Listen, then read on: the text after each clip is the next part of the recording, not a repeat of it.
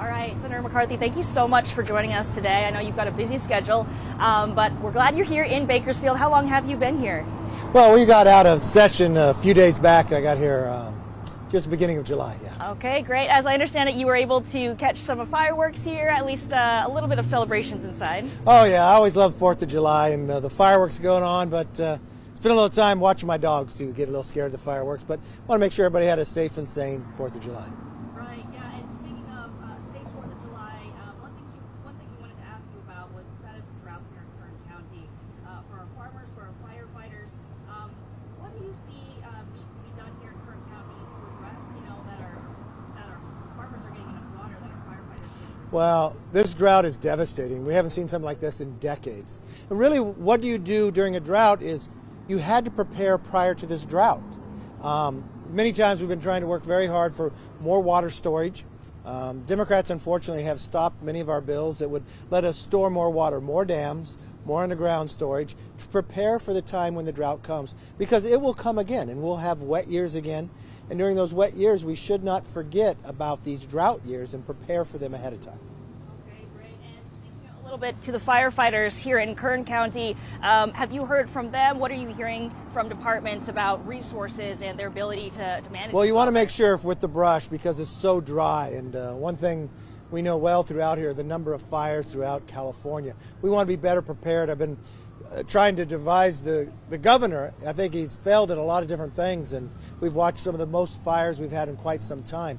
But if we're able to clean the brush below, make sure we have the resources from the planes and others ready to go at moment's notice, and enough resources so the fires don't get out of control, because we've watched time and again that California has major wildfires and we've got to be better prepared. Right. And moving on from droughts to bipartisan infrastructure, Biden's bill.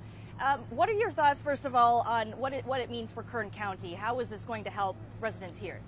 Well, I don't see the infrastructure that Kern County needs in this bill, unfortunately. And they're talking about more than $6 trillion. When I met with the president in the Oval Office, I said the first thing we should do, we could get a bipartisan bill. Let's sit down and define what infrastructure is. Roads, bridges, broadband, airports. And then let's see what the need is. And let's change NEPA reforms so we can build those roads and not wait a decade until you can start doing it. I don't see that bill there quite yet, but I'm hopeful that we can get to that point. Right. My next follow-up question is what do you plan to do personally just to make sure that Kern County's voice is heard in that bill? Well, my responsibility is make sure the need of Kern County and the roads, that it is at the table, that it has the opportunity to be funded. I mean, I've been meeting with both sides of the aisle, met with the problem solvers just last week about infrastructure as well. Okay. And staying on news from Capitol Hill, can we talk a little bit about President Biden's press conference today?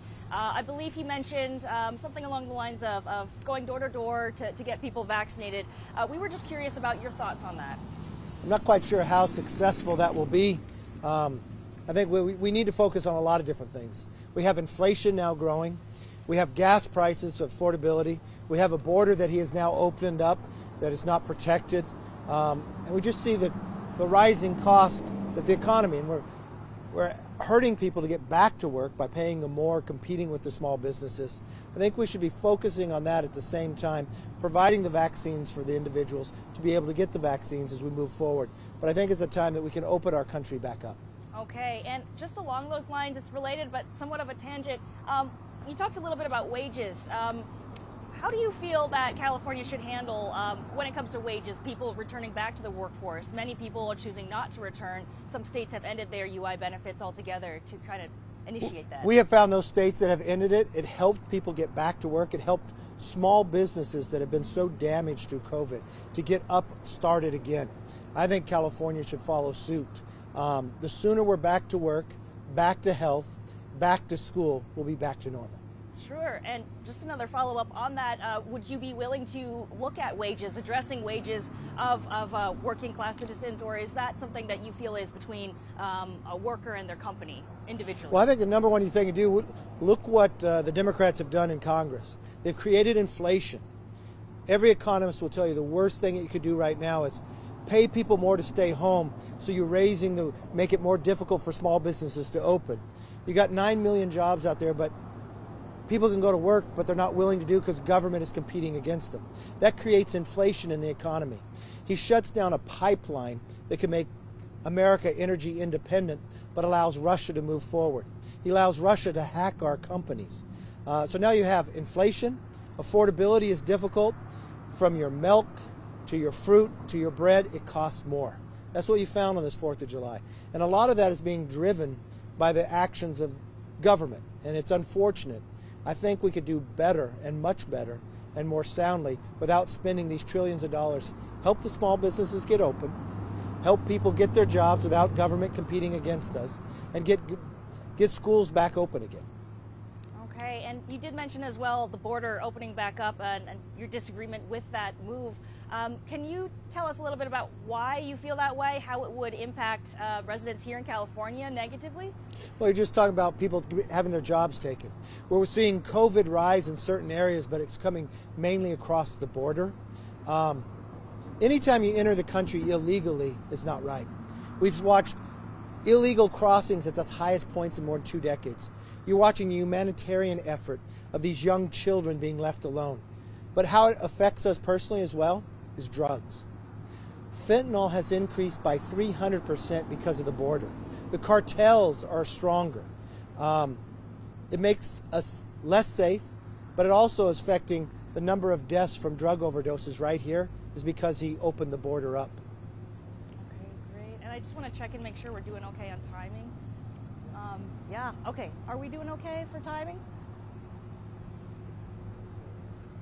Okay. Think we're all good? Think we're good? Or, yeah, I think we're good. Unless you have just a quick time for just one more quick question. Sure. It's regarding the 2024 election and the future of the GOP. Do you think that Trump running is going to dissuade other GOP members from running and maybe just Well, 2024 is a long way away. Yep. We first have to be able to win back the Senate and win back the House. I think that's where everybody is focused on. How can we stop these socialist actions of what the majority is doing today? A border that doesn't work, inflation that's continuing to grow to harm the middle class of America. And you just look around the standing around the world, Russia hacking us. You watch what's happening in Afghanistan, the way President Biden pulled out, making it more difficult. So I think if we're able to capture the House and the Senate back, then we could start talking about who's best to serve for president going forward. Okay, great. Brett, can you think of anything else? Or I think we...